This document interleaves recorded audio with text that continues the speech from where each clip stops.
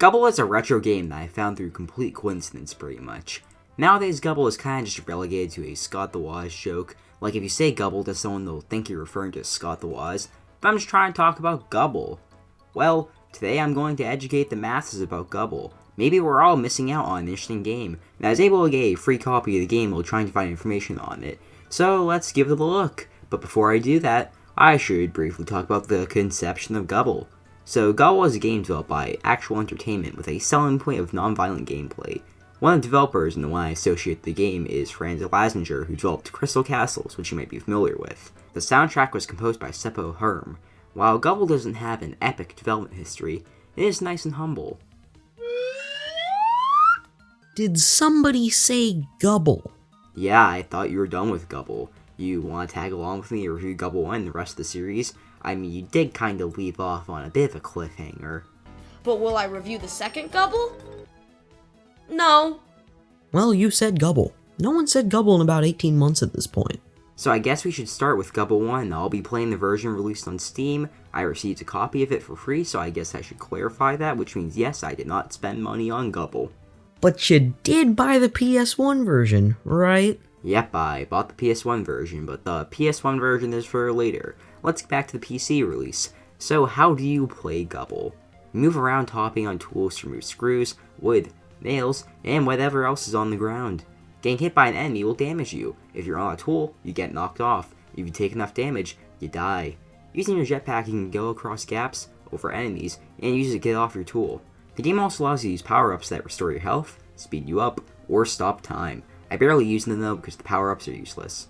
Bonus stages exist, but I barely touch them. They're mostly either collecting stuff or removing stuff.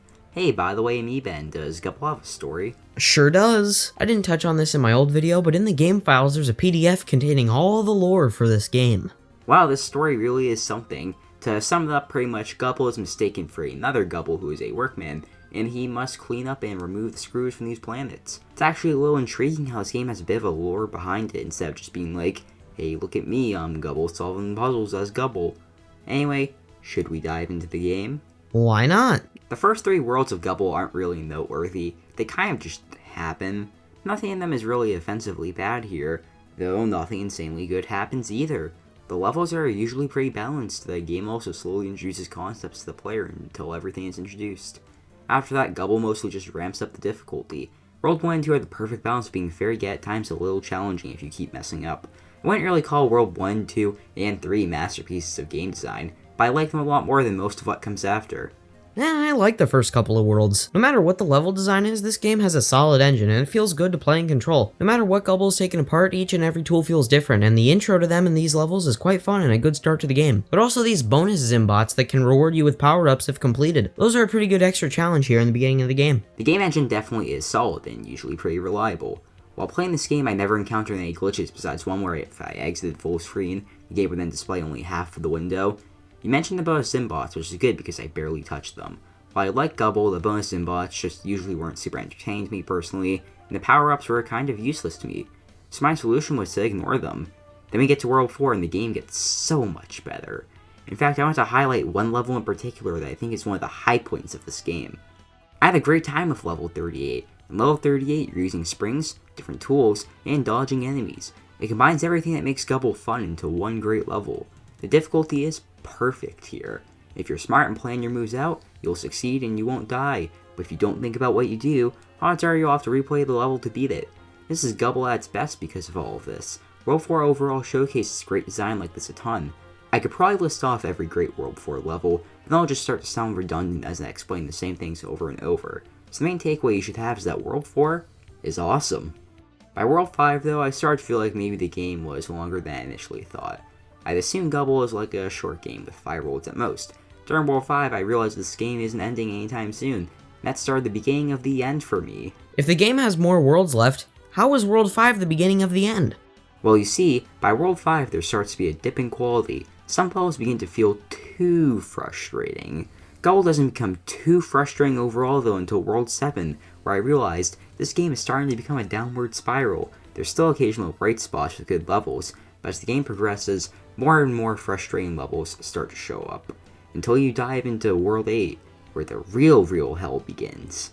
There was a level in World 6 that was pretty good. I really liked 53. It's similar to 38 in that it has you going to a bunch of sections and picking up different tools along the way. Of course, with it being a later level, it's more challenging, but unlike many other levels, I think the difficulty feels a lot more fair, and this makes a great later level.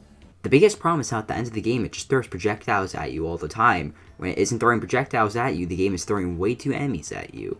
There's these cannons that constantly shoot at you too, and they get annoying pretty quickly. Sometimes the UFO enemies attack you and it gets painful. I don't enjoy them at all, and without these enemies the game would be so much better. There's also levels where you can't see the tools, and I'd be fine with searching for the tools, but the game never really gives a super great indication of where they are. Whenever this happens, I just find myself not having fun. As the game progresses, these flaws become more and more transparent. So I end up ending my playthrough of Gubble 1 at World 3 or World 4 usually, since I enjoy Gubble up to World 5.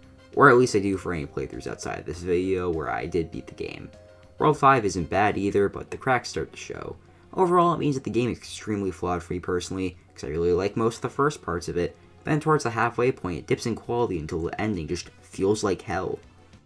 By World 8, I was just done. I really wanted this game to be a one-sitting thing, but it wasn't. I remember on my first playthrough last year, these later levels were unbearable. Since I'm more familiar with this game, I bet I didn't have as hard of a time as Fuse did, but in the initial playthrough of this game, it just isn't great. The worst part of this game, in my opinion, is level 101. I don't know what it is about this level, but it took me 40 minutes. Yes, you heard that right. Maybe I was having a bad day, but level 101 just killed me. The enemies are just insane, there's too much going on. This game really would have benefited by ending at World 7. That way it can be casually played in one sitting and have difficulty as well. So what's the ending like? Well, level 104 plays like any other level except there's this spaceship. Once you unscrew everything, Gubble can hop on and then it takes off. And the end credits. It has all the people who worked on Gubble's faces pasted on a Gubble model.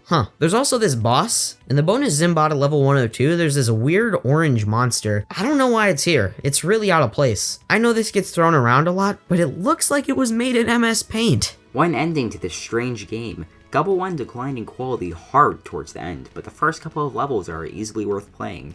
If you're a fan of puzzle games, this is easily worth checking out. Now that we're done discussing the game, it's time to briefly talk about everything else relating to Gubble. First up, the graphics. I really like the graphics in this game. For some reason it looks surreal to me, which is weird because this game doesn't really have surrealism. Also, for some reason it looks nostalgic, which is strange because this game isn't from my era. It just looks nice in a way, it's overall charming. The music is conflicting for me. So the first couple of listens I really enjoyed the music, including the main theme known as Comedy. But then my problem is that sometimes the same songs play way too often. I kind of wish there was a bit more music in the game. I also really wish the main theme wasn't super loud on the title screen. Overall though, the music is pretty good. Gubble also makes a ton of noises and I can't tell if I'm annoyed by them or if I consider them a charming quirk of the game. Sometimes Gubble's voice annoys me and other times I'm fine with it.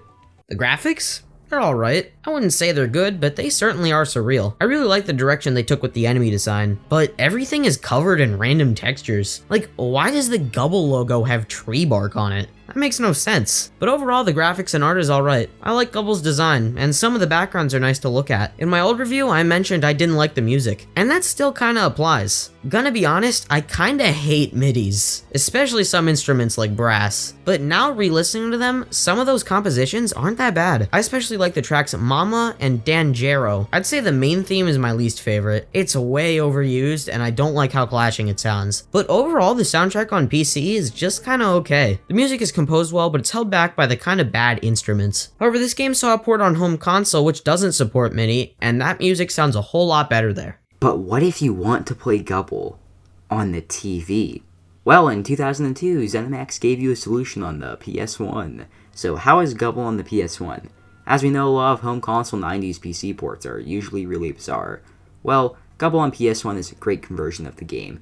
It features the opening cutscene, level intros, and ending cutscenes, slightly different sounding music, a different UI, your health no longer heals between levels, and downgraded graphics. I was honestly in disbelief when I first played this. This is pretty much a perfect port. Plus you get to play with a controller, and playing Gubble with a controller feels way better than using a keyboard.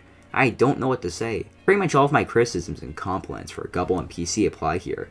This isn't a bad way to play Gubble, especially because it's a really cheap PS1 game. So you might not expect this, but there are some cool things and fun facts relating to this game. So for starters, this game's kind of the spiritual successor to Crystal Castles.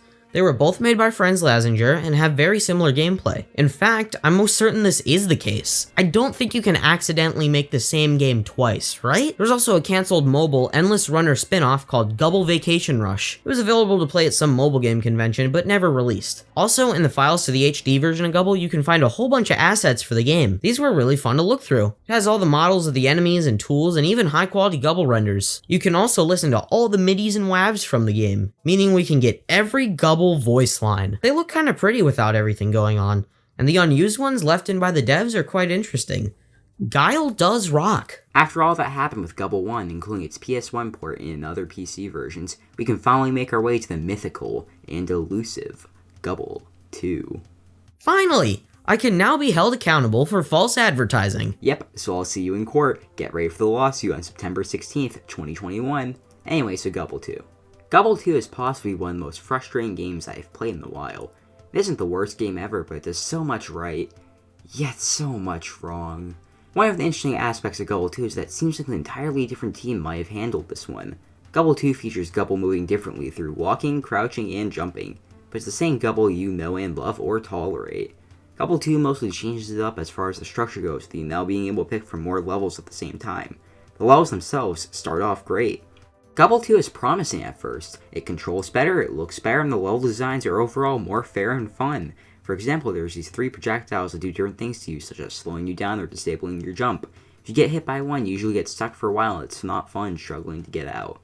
Then you have the later levels, where you pretty much go to hell and meet a block of cheese with a kid's face on it.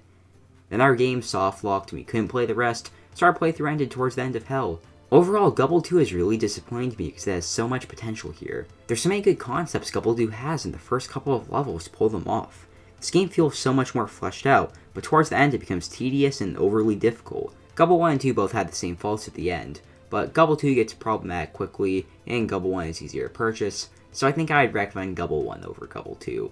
If you play Gubble 2, trust me, you're at least in for a good time at first. Yeah, Gubble 2 was just really disappointing for me. It had so much potential. And I really like the graphical style. The music is catchy and upbeat, and the physics were so much better. And overall, the game really makes you think you're in for a good time. But you're not. Honestly, I'm having trouble writing this, and there just isn't enough good content to go in depth about, and the bad content is so bland that all I can say about what makes it bad is except that, you know, it's bad. Though there is a saving grace to it all. The fan club. I don't know why this is here, how it came to be, but damn is it incredible. So basically what this is a whole bunch of fans of the first game got to submit their name, age, where they live, and a little message. This sure is a time capsule of the late 90s and early 2000s, and some of these are downright incredible. Let's go through some of the best. Live long and kill many. Non-violent gameplay. Damn, am I good. Fun family video game for the kids. Gubble and I go way back. I knew him when he was just a few purple pixels. Man, we get even more Gubble lore here. I wonder what Gubble's childhood was like. Not many people can say they have a perfect score in Gubble. I can. What a nerd! He plays video games! Damn! Is that the youngest looking 35-year-old I've ever seen? Good grief! Tim, what happened? We can talk. My bad. Alex, what happened? What did you do? As I wrote in Gubble's yearbook back in high school, I knew he could get in a video game if he applied himself. Wow, so Gubble aspired to get into a video game since he was in high school? Fascinating. And finally, the best of the best. The greatest fan of Gubble, who has a deep understanding of the game. Carrie Woodham, 21 years old at the time, in Flower Mound, Texas. It's fun. When it's fun. Fan Club is filled with the greatest philosophers of our time. After we looked at Fan Club together, I felt so enlightened. I would have never guessed it's fun when it's fun. Gubble 2 got a reskin called KSN Kickin'. It's a Kinder Joy Egg themed game that's pretty much the same game with different graphics. Anyways, that was Gubble 2. Now it's time to wrap the games up with Gubble Buggy Racer, which we didn't get to play, so instead let's look at videos of it. Yep, that seems like an average video game kart racer that is indeed Gubble themed. Not much to say there. The only noteworthy thing is how nowadays you can't play it. It's also only released in the UK. It's so hard to find that Franz Lazinger himself, the creator of Gubble, doesn't own a copy of it. Every download we tried didn't work, so instead we had to watch footage of it. Yeah, I really wanted to play this one. It seems so elusive.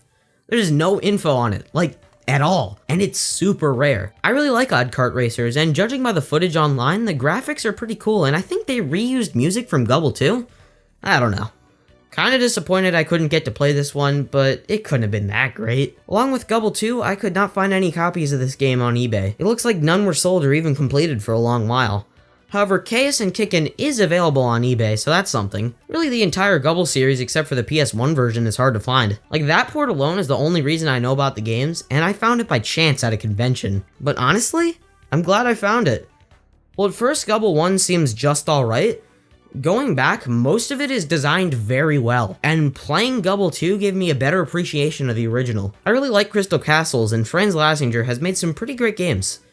Gubble may be forgotten, but unlike buggy racing, it isn't gone, and you can pick it up on Steam for $10. I don't know why, the Gumtree release was $5, so that doesn't make sense, but still. And the not great Gubble 2 can be found for free on My Abandonware.